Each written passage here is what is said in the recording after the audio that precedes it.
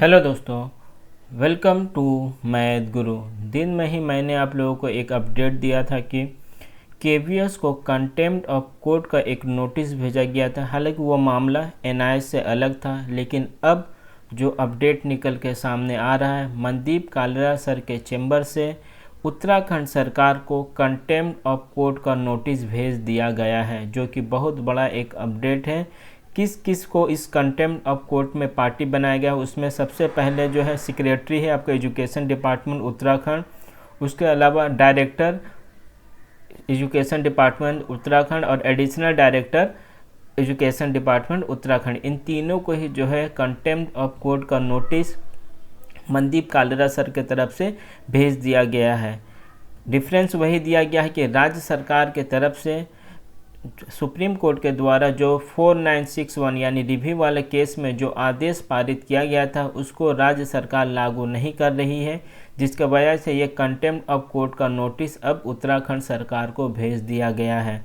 ये contempt of court का जो नोटिस अगर सही तरीक़े से इम्प्लीमेंट हो जाता है तो इसका लाभ सिर्फ और सिर्फ उत्तराखंड के अभ्यर्थियों को नहीं बल्कि सभी राज्य के एनआईएस डीएलएड के अभ्यर्थियों को मिलेगा, खास करके जहां पे ऑनगोइंग भर्ती की प्रक्रिया चल रही है। क्योंकि जैसे ही एक राज्य में इसका इफेक्ट हमें देखने को मिलेगा, डायरेक्टली या इनडायरेक्टली सभी राज्य जो है फिर आस्ते आस्ते रास्ते पर आना चालू हो जाएंगे और एनआईएस को भर्ती प्रक्रिया में शामिल करेंगे। ये बहुत ही ज़रूरी हो गया था कि किसी राज्य के ऊपर कंटेम्प्ट ऑफ कोर्ट का मामला दायर किया जाए, क्योंकि वेस्ट बंगाल हो, बिहार हो, असम हो, तेलंगाना हो, कई सारे राज्य अभी भी एनआईएस डीएलएड को सुप्रीम कोर्ट का जजमेंट आ जाने के बाद भी भर्ती प्रक्रिया में शामिल नहीं कर रहे हैं। तो देखते हैं आखिर इस मैटर में क्या अपडेट निकल के आता है। जो भी अपडेट निकल के आएगा वो मैं आप लोगों को देने का कोशिश करूँगा। वहीं दूसरी तरफ ट्रांसफ़र पिटीशन और कौशिक दास वाला केस का हेयरिंग जो है 19 तारीख को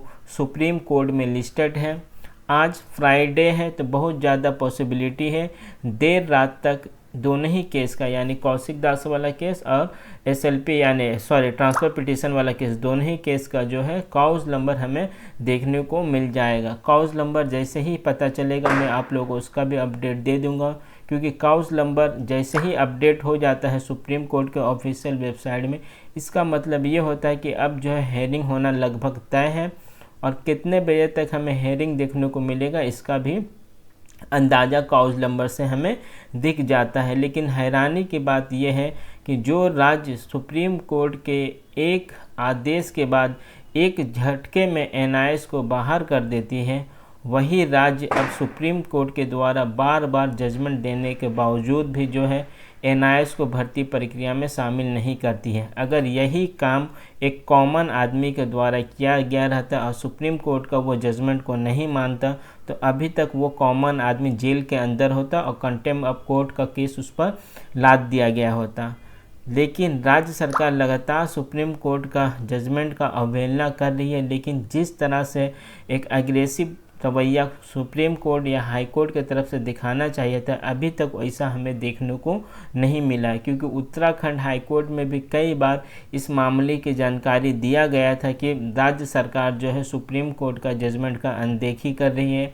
उसके बाद से सुप्रीम कोर्ट में भी 10 दिसंबर का बाद से 2 से 3 बार हेयरिंग हो चुका है, जिसमें इस बात का जानकारी दिया गया सुप्रीम कोर्ट में भी कि बिहार सरकार जो है सुप्रीम कोर्ट के जजमेंट को फॉलो नहीं कर रही। उसके बाद भी कोई स्ट्रिक्ट स्टेप यानी एक कड़ा स्टेप उठाया नहीं गया है कोर्ट के तरफ से। तो आने वाले 19 तारीख को अब देखना होगा कि सुप्रीम कोर्ट अपने ऑर्डर को मनवाने के लिए आखिर कौन सा नया रास्ता अपनाती है। लेकिन प्रॉब्लम यह है, सुप्रीम कोर्ट जो भी ऑर्डर या कोई भी जजमेंट पास करेगी उसको कहीं ना कहीं लागू कराना जो है राज्य सरकार को ही करना पड़ता है। अगर राज्य सरकार उस ऑर्डर को लागू नहीं करवाती है तो उसके बाद से कोर्ट क्या करेगा ये देखना काफ़ी दिलचस्प होगा, क्योंकि लगातार सुप्रीम कोर्ट का ऑर्डर की अवहेलना किया जा रहा है।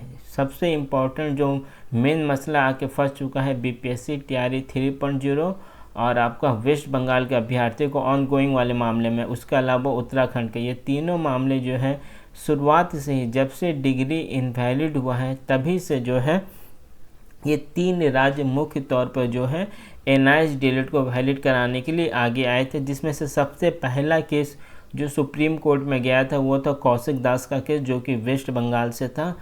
लगभग सभी राज्य में थोड़ा बहुत इंटरिम रिलीफ के तौर पर NIH के अभ्यर्थियों को मिला है, लेकिन वेस्ट बंगाल में ऐसा 1% भी अभी देखने को नहीं मिला है, जिसकी वजह से वेस्ट बंगाल के अभ्यर्थी काफ़ी ज़्यादा निराश और हताश हैं। तो शाम तक जैसे ही इस केस का कॉज नंबर अपडेट होगा, मैं उसका भी अपडेट आप लोगों को देने का कोशिश करूँगा। चैनल पर अगर नए हैं तो चैनल के साथ बने रहें। Thank you.